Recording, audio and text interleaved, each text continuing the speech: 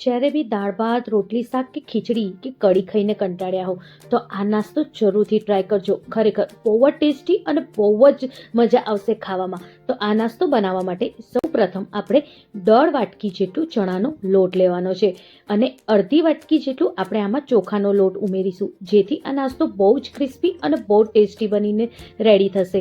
હવે આપણે એક કાંદો લેવાનો છે, એને કંઈક આવી રીતે લાંબુ લાંબુ સમારી દેવાનું અને એકદમ પતલું પણ સમારવાનું.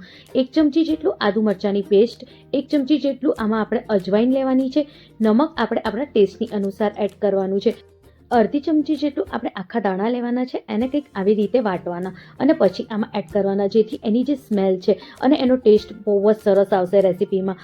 1 ચમચી જેટલું આપણે જીરું લેવાનું છે. અડધી ચમચી જેટલું આપણે હલ્દી પાવડર ઉમેરીશું અને 2 થી 3 ચમચી જેટલું આપણે ખાવાનું તેલ ઉમેરવાનું છે. એનાથી નાસ્તો બહુ જ ક્રિસ્પી અને એકદમ કરકરો બનીને રેડી થશે. હવે થોડી આપણે કોથમીર ઉમેરીશું આમાં. આપણે કોથમીર બહુ નથી ઉમેરવાની, થોડીક જ ઉમેરવાની છે. હવે થોડું થોડું પાણી ઉમેરતા જઈશું અને એકદમ ઘટ બેટર આપણે રેડી કરવાનો છે. બહુ ઢીલો બેટર નથી રેડી કરવાનો. આપણે જેમ ભજીયા માટે બેટર બનાવતા હોઈએ ને એનાથી થોડું ગાઢો, જો કંઈક આવી રીતનું બેટર બનાવીને રેડી કરવાનું છે. હવે હાથેથી બરોબર આપણે મસળીશું, જેથી જે કાંદાના જે લચ્છા છે એક એક છૂટા પડી જાય અને કંઈક આવી રીતનું આપણું બેટર બનીને રેડી થઈ જાય. હવે આપણે 4 બાફેલા બટેકા લેવાના છે, એને આપણે કંઈક આવી રીતે કદુકસ કરી દઈશું. જ્યારે આપણે કદુકસ કરી દઈએ પછી એમાં 1 ચમચી જેટલું આદુ મરચાંની પેસ્ટ, અડધી ચમચી જેટલું અમચૂર પાવડર, મીઠું આપણે સ્વાદ મુજબ ઉમેરવાનું છે, 1 ચમચી જેટલું ધનિયા જીરું પાવડર અને 1 ચમચી જેટલું લાલ મિર્ચ પાવડર. બસ આટલા જ મસાલા ઉમેરવાના છે. તમે ઈચ્છો તો ચાટ મસાલો પણ આમાં ઉમેરી શકો છો. અને હવે બધાને સરસ રીતે મિક્સ કરીને આવું આપણે એક સરસ રીતનું જે સ્ટફિંગ છે એ રેડી કરી દેવાનું છે. હવે આપણા ઘરે જે સવારની રોટલીઓ બચી હોય કે આગલા દિવસ રાતની બી રોટલીઓ પડી હોય તો આવી રીતની આપણે રોટલીઓ લઈ લેવાની છે. અહીંયા કંઈક 8 જેવી મારી રોટલી છે. ઘરમાં તમારે લસણની ચટણી કે શેઝવાન સોસ પડ્યું હોય તે આવી રીતે થોડુંક આપણે એક બાજુ આવી રીતે શેઝવાન ચટણી કે લસણની ચટણી લગાવી દઈશું. હવે એની ઉપર જે આપણે બટેકાનો માવો રેડી કર્યો હતો એને આવી રીતે આપણે લગાવી દેવાનો છે. સરખો માવો લગાવવાનો છે, કંઈક બહુ પતલો નથી લગાવવાનો.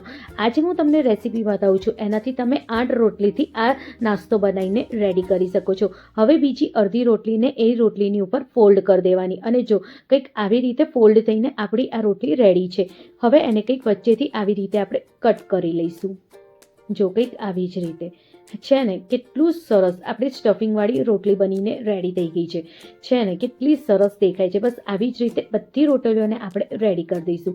જો કંઈક આવી રીતે. હવે જે આપણું બેટર જે આપણે રેડી કર્યું હતું એમાં 1/4 ચમચી જેટલું આપણે ખાવાનું સોડા અને 1 મોટા ચમચા જેટલું ગરમ તેલ ઉમેરીશું.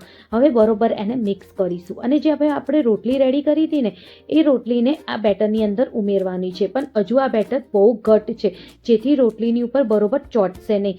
એટલે આપણે થોડુંક જ પાણી ઉમેરીશું, લગભગ 4 ચમચી જેટલું, અને એને સેટ ઢીલું કરી દઈશું.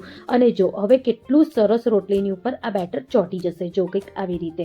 હવે ફોકની મદદથી આવી રીતે લઈ લઈશું અને ગરમ તેલમાં આપણે આને ઉમેરવાનું છે.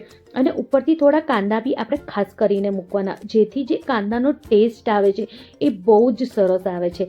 જો આવી રીતે પહેલાં રોટલી મૂકવાની અને પછી એને બીજી બાજુ પલટી દેવાની, પછી ફોકની મદદથી આવી રીતે આપણે એને રોટલીને લઈ લેવાની બેટરમાંથી. બસ હવે એને આપણે ગરમ ગરમ તેલમાં પલટીને મૂકવાની અને એની ઉપર થોડું આપણે કાંદા મૂકવાના.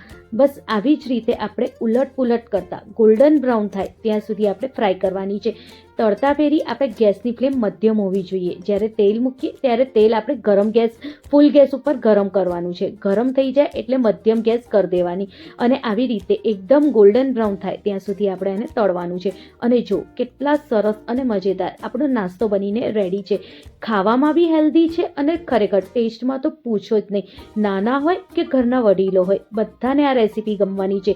એકવાર તો આ રેસીપી જરૂરથી ટ્રાય કરજો. ખરેખર બહુ જ ચટપટી અને બહુ જ ટેસ્ટી બનીને રેડી થશે. રેસીપી ગમી હોય તો લાઈક જરૂરથી કરજો. Thank you.